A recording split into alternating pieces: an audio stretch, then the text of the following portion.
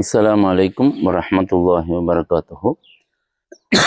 நோன்புடைய சட்டங்களை பார்த்து வருகிறோம். அதில் இப்பொழுது நாம் அறிந்து கொள்ள இருப்பது என்னென்னா, நோன்பை முறிக்கும் செயல்கள். இதில் வந்துட்டு 3 வகை இருக்கிறது. நம்பர் 1, நோன்பை இந்த சில செயல்கள்லாம் செஞ்சோம்னா நோன்பு முறிஞ்சிடும். அதுக்கு கஃபாராவும் கொடுக்கணும். கஃபாராவை பற்றி போன வீடியோவில் நம்ம பார்த்தோம். அதாவது இப்போ இருக்கிறதுல 60 நாட்கள் தொடர்ந்து நோன்பு பிடிக்கணும், அல்லது 60 ஏழைகளுக்கு உணவளிக்கணும். அதாவது அது முடியலைன்னா, நோன்பு வைக்க முடியலை, உடல் காரணமாக நம்ம நோன்பு வைக்க இயலலை அப்படின்னா 60 ஏழைகளுக்கு உணவு அளிக்கணும். அது ஒரு கஃபாரா, கலாவோட சேர்த்து. இது முதல் வகை. அதாவது நோன்பு சில செயல்கள் செஞ்சோம்னா நோன்பு முறிஞ்சிடும், அதோட கஃபாராவும் கொடுக்கணும், கலாவும் செய்யணும். இது முதல் வகை. ரெண்டாவது வந்துட்டு சில செயல்கள் செஞ்சோம்னா நோன்பு முறிஞ்சிடும், கலா மட்டும் செஞ்சோம்னா போதும், கஃபாரா தேவையில்லை. மூன்றாவது, சில செயல்கள் நோன்பு முறிஞ்சிடும் நம்ம நினச்சிட்டு இருக்கோம், ஆனால் அதெல்லாம் செஞ்சால் நோன்பு முறியாது. இந்த 3 விஷயம் இருக்குது. அதில் முதல் விஷயம், எந்தெந்த செயல்கள்லாம் செஞ்சோம்னா நோன்பு முறிஞ்சிடும், அதை கல்லாவும் செய்யணும், அதுக்கு கஃபாராவும் நம்ம குற்றப்பரிகாரமும் செய்யணும் அப்படிங்கிறது தான் இன்று வீடியோவில் நம்ம பார்க்க போகிறோம். அதில் முதலாவதாக என்னன்னா, வேண்டுமென்றே எதையேனும் சாப்பிடுதல். எந்த உணவாக இருந்தாலும் சரி, சாப்பிடணுங்கிற எண்ணத்தோடு எதுவாக நீங்கள் சாப்பிட்டாலும் சரியே, வேண்டுமென்றே சாப்பிடுதல், எந்த நிர்பந்தமும் இல்லாமல், எந்த மார்க்க காரணமும் இல்லாமல். அதே மாதிரி எதையேனும் குடித்தல், சர்பத்து, தண்ணி, ஜூஸு, எதை வேணாலும் நீங்கள் குடித்தாலோ. அதே மாதிரி முன்பின் துவாரங்களில் எதிலேனும் இல்லற இன்பம் அனுபவித்தல் வேண்டுமென்றே. இதுக்கு வேண்டுமென்றே நிபந்தனை தான். 3 ஆச்சுங்களா? முதலாவதாக எதையேனும் சாப்பிடுதல், 2வது எதையேனும் குடித்தல், 3வது இல்லற இன்பத்தில் ஈடுபடுதல், 4வது வாயில் நுழைந்த மழை நீரை விழுங்குதல். நம்ம போயிட்டு இருக்கோம், மழை தண்ணி நம்ம மேலே படுது, அது வாயில் பட்டு நம்ம அதை முழுங்கிடுறது. இது வேண்டுமென்றே முழுங்குதல். 3 ஆச்சுங்களா?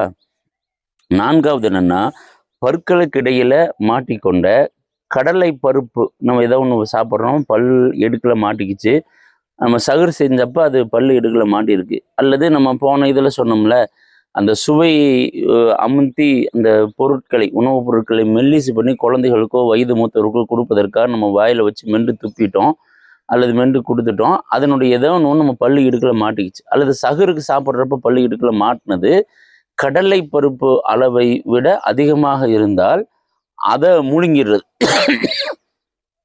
இது வேண்டுமென்று தான், அதை முழுங்கிடுறது.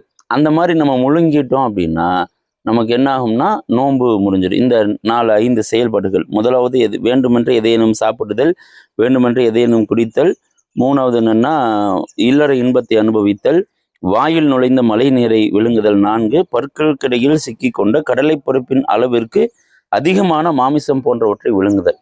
இதுதான் இந்த 5 விஷயங்கள்.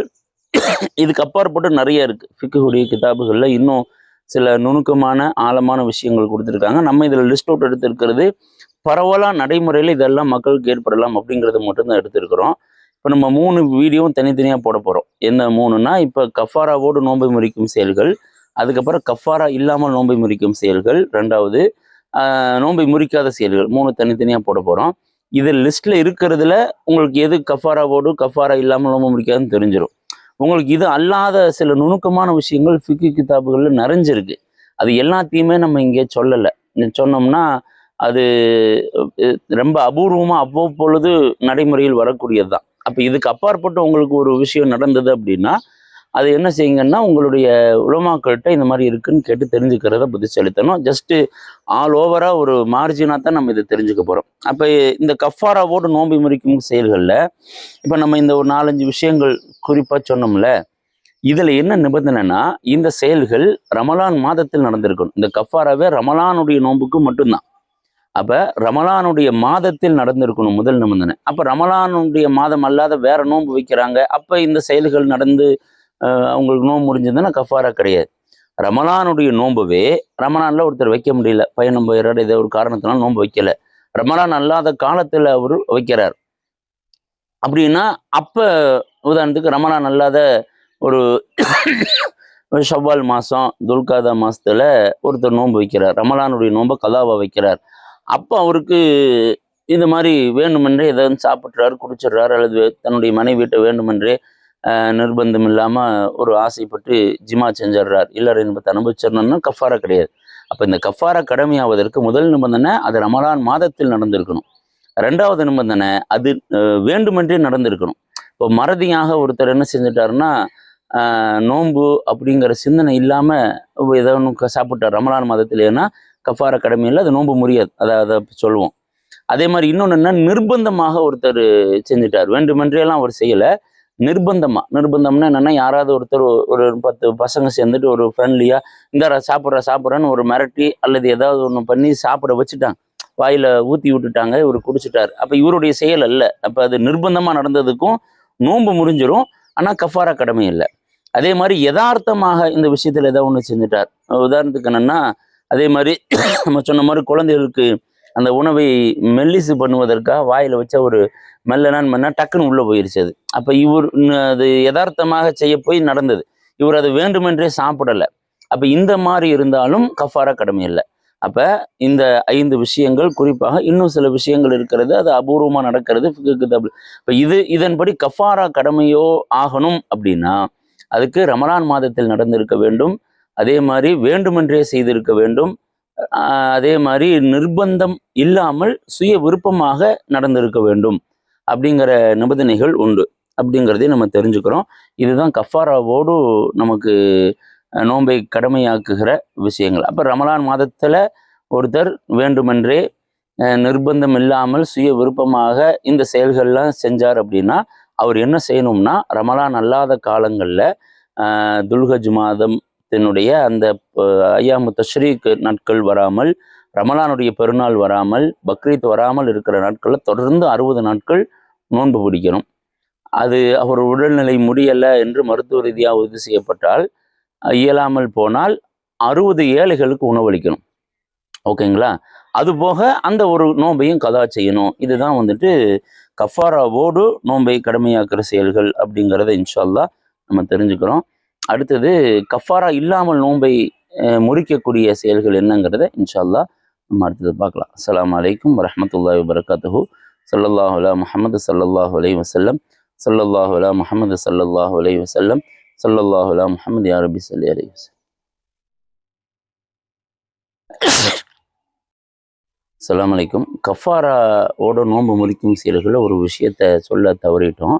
என்ன அப்படின்னா, நம்ம ஏற்கனவே சொன்னது போல ரமலான் மாதத்தில் இந்த ஒரு 4-5 விஷயங்களுக்கு உட்பட்டு ஒருத்தர் செஞ்சாருன்னா அவருக்கு நோன்பு முறிஞ்சிரும், கஃபாரும் செய்யணும். அதே மாதிரி நிர்பந்தமாக இருக்கணும், யாரேனும் நிர்பந்தம் அல்லாமல் சுயமாக செஞ்சுருக்கணும். யாரேனும் நிர்பந்தப்படுத்தி செஞ்சாலும் கஃபாரா கடமையாகாது. அதே போன்று இவர் சுய விருப்பமாக செய்யணும், ஒரு யதார்த்தமாகவோ மறந்துட்டோ செஞ்சாருனாலும் கஃபாராவும் கடமையாகாது அப்படிங்கிறத சொன்னோம்ல. அதில் இன்னொரு தகவல் நம்ம சொல்ல மறந்த தகவல் என்னென்னா, ஒருத்தர் அதுக்கு உட்பட்டு ஒருத்தருக்கு கஃபாரா கடமை ஆகிட்டு. உதாரணத்துக்கு ரமலான் மாதத்தில் அவர் வேண்டுமென்றே நிர்பந்தம் இல்லாமல் வேண்டுமென்றே என்ன செஞ்சிட்டாருன்னா, தன்னுடைய மனைவியோடு இல்லற இன்பத்தை அனுபவித்து நோன்பை முடிச்சிட்டார். அவருக்கெல்லாம் தானே செய்யணும், கஃபாராவும் கொடுக்கணும்ல. அந்த கஃபாராவை எப்போ வீழ்த்தும் அப்படின்னா, ஒரு காலையில் ஒரு 10 மணிக்கு அவர் என்ன செஞ்சார்னா, தன்னுடைய நோன்பு வச்சிருக்கனாலே தன்னுடைய மனைவியோட இல்லற இன்பத்தை ஈடுபட்டு நோன்பை முடிச்சுக்கிட்டார். அப்போ அவர் கஃபாராவும் கொடுக்கணும், கலாவும் செய்யணும், சட்டம் ஒரு மேலே இருக்குது. அப்புறம் என்னாச்சுன்னா, மதியானம் கரெக்டாக ஒரு 2 மணிக்கு அவருக்கு உடல்நிலை ரொம்ப மோசமாக போயிடுச்சு. மோசமாக போய் டாக்டர் வந்துட்டு நீங்கள் நோன்பை விட்டு தான் ஆகணும், இந்த மாத்திரை போட்டால் தான் சரியாகுங்கிறார். அப்போ நோன்பை விட்டுட்டார். இப்போ அந்த நோன்பு வந்துட்டு இவருக்கு விடுவதற்கு மார்க்கத்தில் அனுமதி இருக்குல்ல, அல்லாஹ் ரசூல் அனுமதித்த முறையில் விடுறாருல, அப்படி விட்டுட்டார் அப்படின்னா மதியானம் அந்த கஃபாரா அவருக்கு விழுந்துடும். அப்போ அவர் அந்த நோன்புக்கு கஃபாரா கொடுக்க தேவையில்லை. அப்போ நோன்புடைய அந்த நாட்களில் கஃபாரா கடமையாகிற விதத்தில் ஒருத்தர் நோன்பை முறிச்சிட்டார், கஃபாரா ஒரு கடமை. மீதி சாயங்காலம் வரைக்கும் நோன்பு அவர் திறக்கக்கூடிய அந்த நேரம் இருக்குது, அதுக்கு உட்பட்ட நேரத்தில் அல்லாஹ் ரசூலும் அனுமதித்த இவரிடமிருந்து இயற்கையாக எழக்கூடிய அந்த நோன்பை விடக்கூடிய காரணங்கள் ஏற்படுமையானால் அந்த கஃபாரா இவர் செய்யணுங்கிற அவசியம் ஏற்படாது. அப்போ முதல்ல கஃபாரா கடமையானது வீழ்ந்துடும்.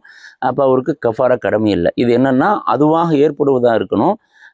பயணம் போவது இதில் வராது. ஏன்னா பயணம்ங்கிறது இவங்க திட்டம் பண்ணிக்கிறது தானே. பயணம் போனோம்னா நோன்பை விடுவதற்கு அனுமதி உண்டு, கஃபாரா அது இழுத்தாது. அதே மாதிரி ஒரு பெண் இருக்கிறாங்க, அந்த பெண் வந்துட்டு காலையில் ஒரு 8 மணிக்கு ஏதேனும் ஒன்று வேணும்னே சாப்பிட்டு நோன்பை முடிச்சுட்டாங்க, அல்லது தன்னுடைய கணவன்கிட்ட